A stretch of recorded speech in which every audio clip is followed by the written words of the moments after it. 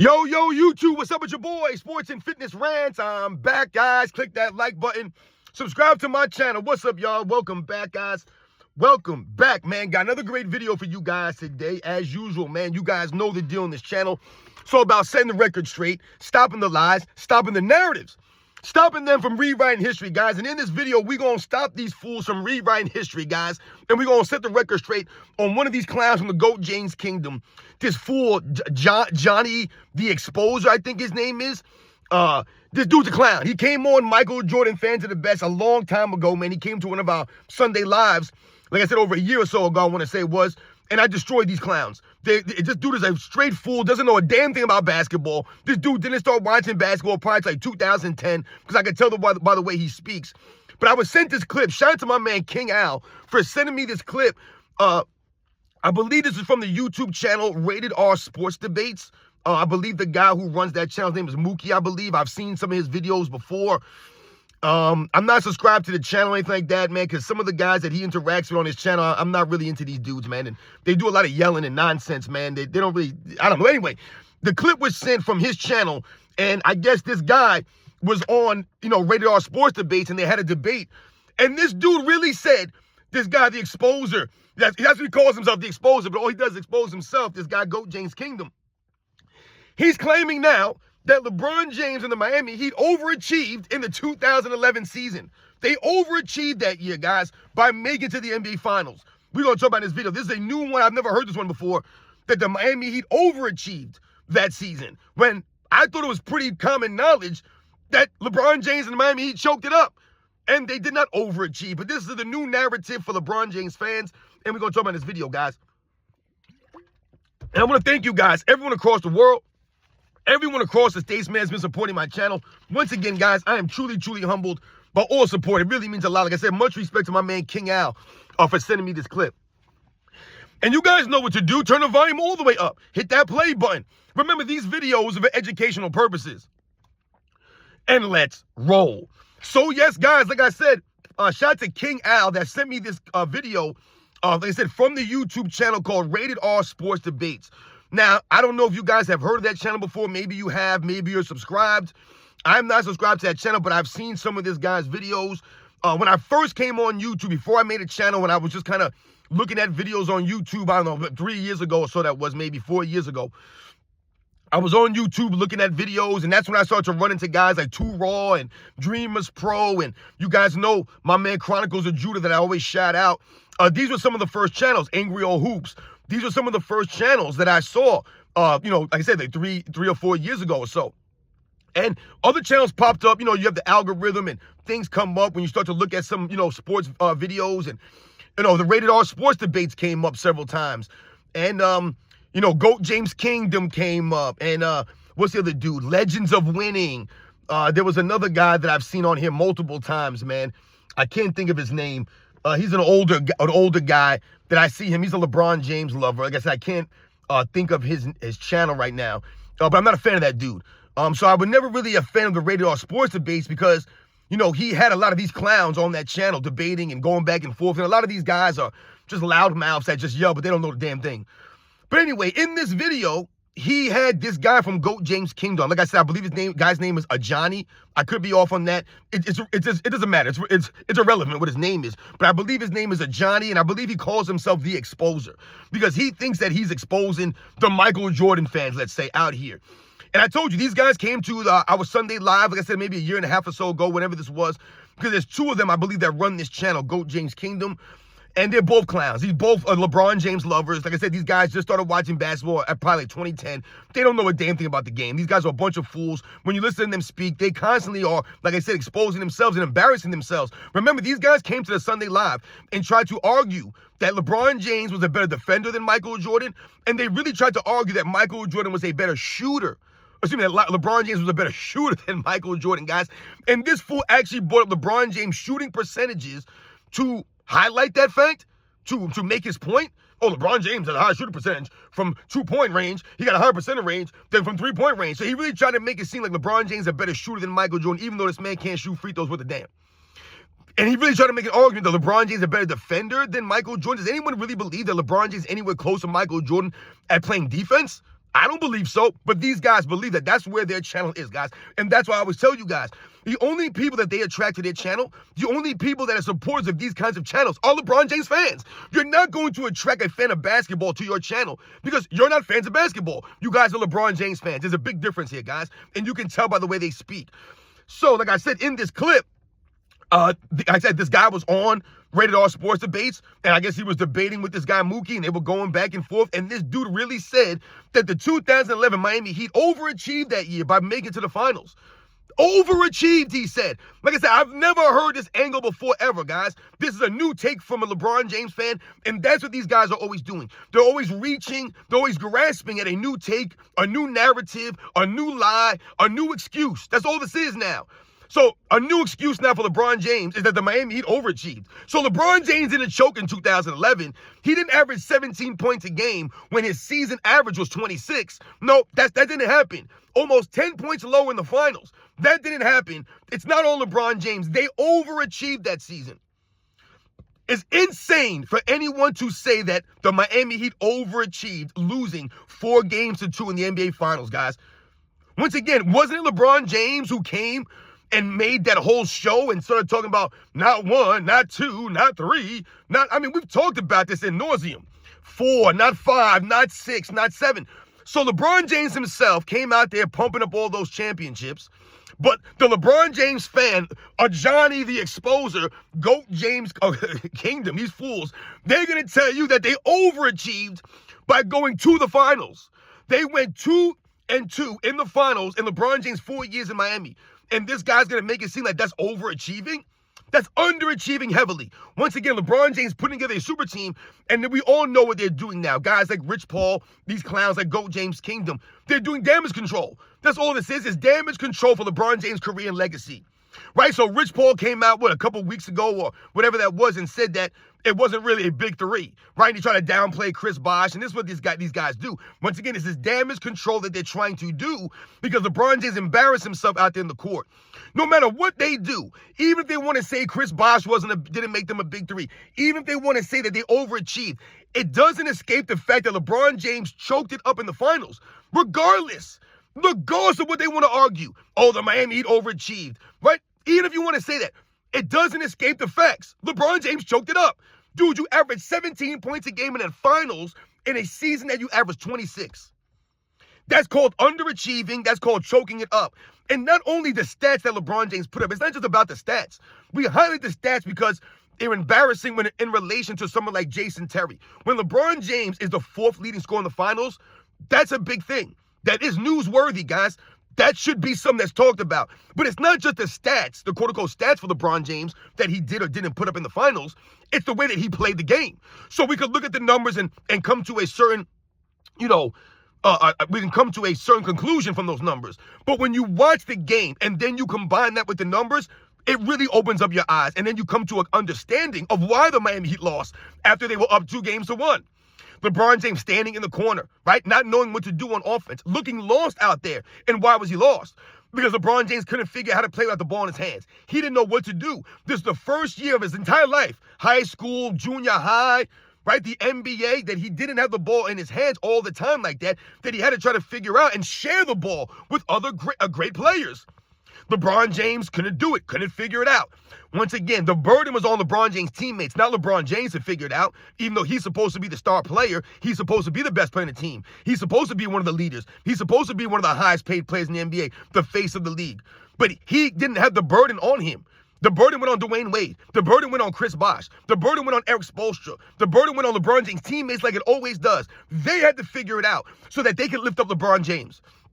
So I told you guys, Dwayne Wade had to go study film of Michael Jordan triangle offense. Chris Bosh had to mold and adjust his game, right? He had to make the adjustments. He had to make the sacrifices, right? Other guys had to come in and do the little things to help LeBron James. The Udonis Haslams, the Shane Battiers, the Mike Millers, the Ray Allens, right? The Mario Chalmers, the Norris Coles, the Birdman Andersons. All of these guys had to come in and play assistant roles and cover up for LeBron James' weaknesses, his deficiencies, and the things that he doesn't do consistently, right? Those are the facts, guys. So with all of that going, LeBron James and the Miami Heat blew a 2-1 lead in the 2011 NBA Finals. They were up 2-1, but this fool of Johnny don't want to talk about that, he's going to say that they overachieved. That was his words exactly, guys. He said, quote unquote, LeBron James and the Heat overachieved in 2011, guys. That's insane for him to say that. That's why these guys are weirdos. And that's why I say they're not fans of basketball. They're only fans of LeBron James. For you to make this kind of excuse, to make this statement, that, once again, that just shows and proves that you're only fans of LeBron James. You're not keeping the facts of facts. You're not holding LeBron James to a higher standard, right? You're holding Michael Jordan to a higher standard. Because in that same video that I was watching, that they were going back and forth, this dude actually said that Michael Jordan choked in 1988 and in 1989. He choked, he said, against the Detroit Pistons. The Detroit Pistons. But I guarantee this fool of Johnny wouldn't be able to name you one of Michael Jordan's teammates in 1988. But these fools are always quick to throw out LeBron James' teammates, who he did or didn't have, and what they did or didn't do in a playoff series. He will not name any of the players from 1988 Bulls or the 1989 Bulls. And he won't tell you their numbers, who they were, what they did, and what impact they had. And think about the team that he's talking about. The 1988 and the 1989 Detroit Pistons, the 1988 Pistons that went to the NBA Finals, that people argue should have won the championship that year against the Lakers. Remember, they lost in 7 games after a phantom call against Bill Laimbeer in Game 6. And then in 1889, the only 2 playoff games they lost all postseason was to Michael Jordan's Bulls. But the Bulls choked. Michael Jordan choked in 89 and 88. But he won't mention Scottie Pippen in 89. He won't talk about Scottie Pippen played 2 minutes in that Game 6. He won't talk about that. Once again, he won't mention the teammates that Michael Jordan had and the weight that he was carrying on him. No. Once again, you won't mention the team he was going against. One of the all-time great teams, the 89 Pistons. One of the all-time great teams. Like I said, only lost 2 games the entire postseason run. They swept the Lakers in the finals in 89. Like I said, this was coming off an 88 finals loss where they lost in 7 games where people said that they may have been robbed in that game. The Pistons had an opportunity to win 3 championships in a row. 88, 89, and we all know they won in 1990. And then they were in the Eastern Conference Finals again in 1991 when they were old, right? They were in the Eastern Conference Finals again in 1991, even though they were old, even though they were one of the top defenses that year. And you still had all-time great players like Joe Dumars, like Isaiah Thomas, like Dennis Rodman. And you still had your other solid role players, really good players like Bill Laimbeer and Mark Aguirre, right? And John Sally and Vinny the Microwave Johnson. Right, you had all these guys on the team. You had a guy like Dennis Rodman there, right, with Joe Dumars to make that defense elite, right, with guys like James Edwards there. They're a really good team coached by Chuck Daly. But this guy's going to say Michael Jordan choked in 88 and 89, but you won't keep the same energy. Once again, they won't keep the same energy for LeBron James, so you're holding Michael Jordan to a higher standard when he's in his 3rd year in the NBA going against one of the great teams of that era at the time when Michael Jordan's Bulls, they were never the favorite to win anything. They weren't supposed to win a damn thing. Like I said, the fact that they got past the Cleveland Cavaliers in the first round in 88 was an upset. That was an upset. Same thing in 1889. They upset the Cavaliers in the first round in 5 games. And Michael Jordan had to average 40 in both of those series for the Bulls to get past the Cleveland Cavaliers. That's how good the Cleveland Cavaliers were, and that's how bad the Bulls were offensively. It's a one-man show offensively, right? You had a rookie Scottie Pippen, a rookie Horace Grant, right? You had a young John Paxson who was never a star player or a scorer like that. He was a knockdown shooter. You had an older Bill Cartwright, right? So these are the kinds of players that Michael Jordan had. Charles Oakley, Orlando Woolridge, Dave Corazine, Quentin Daly. Come on, man. What are we talking about here? If we think about the 2011 Miami Heat, there's no way you can make that stretch and make that comparison between the 2011 Miami Heat and when those players were playing at their points in times of their careers. These guys were in the NBA like 7, 8 years already at this time. Michael Jordan was in his 3rd year, but he's telling you that Michael Jordan choked. So then I guess we can say the same thing for LeBron James in 07. LeBron James definitely choked in 07. He averaged 22 points a game, once again, which was under his season average, and over 5 turnovers per game in that series. And had a bunch of bad turnovers. I mean, this dude was fumbling and bumbling out there, stumbling and bumbling, hitting the side of backboards in that finals, flopping around, and had no game, no fundamentals in that series. Just those are the facts, man. And once again, LeBron James wasn't doing anything on the defensive end to make up for his lack of offense. The same thing in the 2011 finals. Where was LeBron James on defense to make up for his lack of offense? Why didn't he guard Dirk Nowitzki and shut Dirk Nowitzki down? And then that way you can say, hey, listen, man, LeBron James didn't have it going offensively, but he stepped up on the defensive end and held Dirk Nowitzki in check so that Dirk Nowitzki didn't blitz them and essentially win the series. LeBron James didn't do that. Did he know he could guard 1 through 5, they'll tell us, but he didn't guard Dirk Nowitzki in that moment when they were up 2-1. Remember, LeBron James was coughing and making fun of Dirk Nowitzki. So you're up 2-1. You start mocking Dirk Nowitzki. You lose the next game. Now it's tied 2 games apiece. Then you lose the next game. You're down 3-2. Did LeBron James try to stop Dirk Nowitzki? Did LeBron James do anything out there? No, he did not. Did he make any adjustments? None of this stuff. He did nothing. And they lost 3 games in a row. 3 in a row. And this man averaged 17 points a game, and this man did not score in the fourth quarter of some of those games. He was playing scared out there. Not just off and playing bad. He was playing scared and nervous. The mindset changed again because LeBron James is weak mentally. All that got exposed in 2011. But you have a LeBron James fan out here saying that they overachieved in 2011 just by making it to the finals. So this is a typical LeBron James thing, LeBron James fan thing. Celebrate LeBron James making it there. That's all that matters. It doesn't matter what happens in the finals because we're going to excuse LeBron James. So, remember, it's LeBron James fans. He's weirdo like a Johnny, the exposer who exposed his lack of knowledge when he was speaking in this video. These guys are always trying to talk about LeBron James and, they'll talk about Michael Jordan. They love to make these comparisons. But then, once again, they hold LeBron James to a lower standard. They won't hold him to the same standard as Michael Jordan. So, LeBron James fans love to talk about how the Bulls were always the quote-unquote favorites. Oh, the Bulls are the favorite every year, which we know is not true. But they'll say that, oh, the Bulls were the favorite in the finals. The Bulls were the favorite all the time. They were never not the favorite. And they use that as an excuse to say, of course, Michael Jordan won. He was the favorite. They use that to say that if you're the favorite, that means you're going to win. Okay, so if we're going to use that same LeBron James fan logic, which we know is not accurate, which is not true, it's the dumbest thing we've heard in our lives. But if you're going to use that logic, then you have to use the same logic for LeBron James and Miami Heat in 2011. LeBron James, Miami Heat were the #1 favorite team. They were the favorite to win the championship that year, guys. They were #1 for the preseason odds coming into that season, guys. I've done videos on this. Go back in LeBron James history and go look to see how many times his teams were preseason favorites, guys. And what do LeBron James fans say? Oh, you want to talk about the preseason favorite? It's never good enough for them. Whenever LeBron James is a favorite, it's not good enough. He has to be the favorite going into the finals only. That's the only thing that matters. It doesn't matter that his team is a preseason favorite to win the championship every year, and then they underachieve throughout the season, and then they're all of a sudden maybe not the favorite in the finals because they underachieved all season long, and LeBron James looked like crap all season long. Then they don't look, or not the favorite in the finals maybe sometimes. But before every season, these guys are preseason favorite. The Dallas Mavericks had the 7th best odds to win the championship that year, guys. So wouldn't it be more accurate to say that the Dallas Mavericks overachieved that season by making it to the finals and winning the championship when they had the 7th best odds, guys?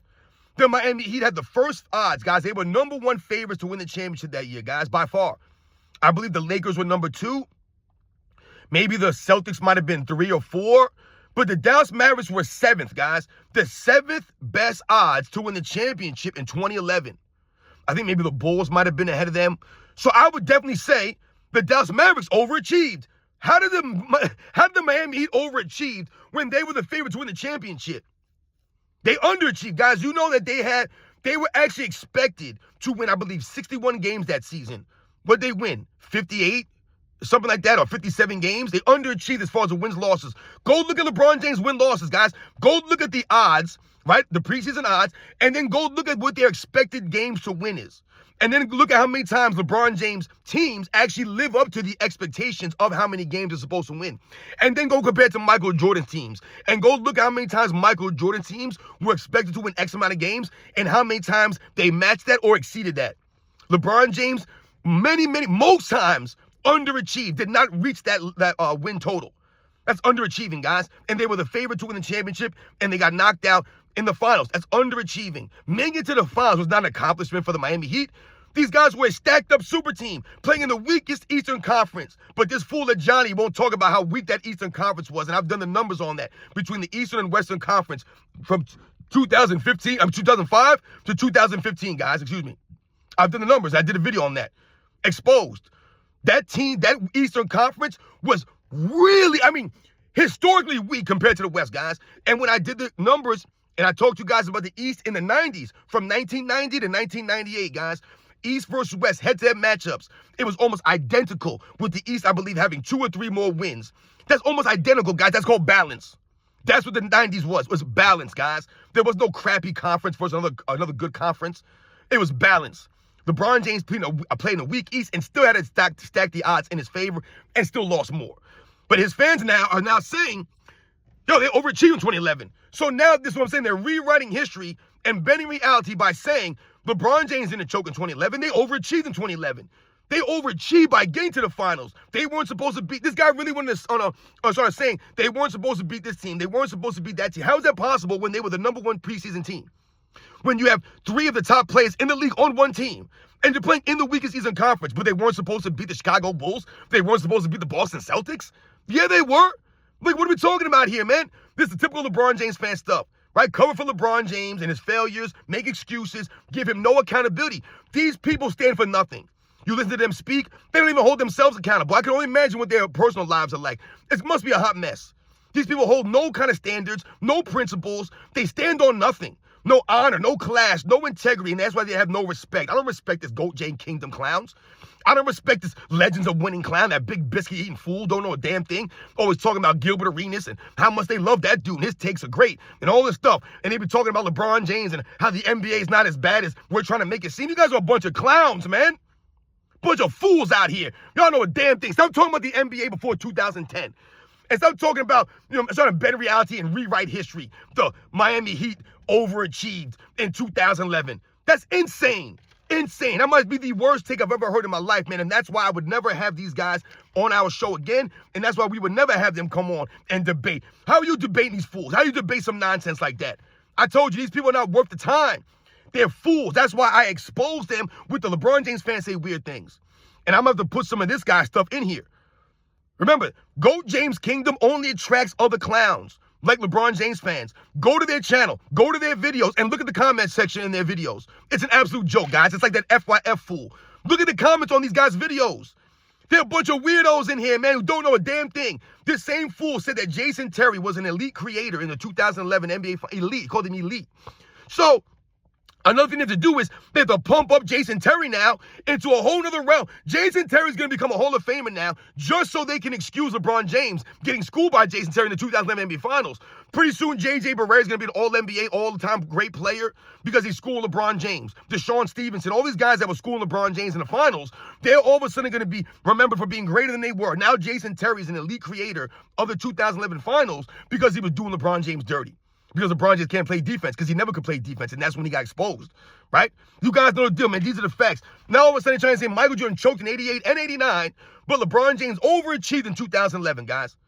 Insane. You guys know the deal, man. I'll catch you guys on the next one.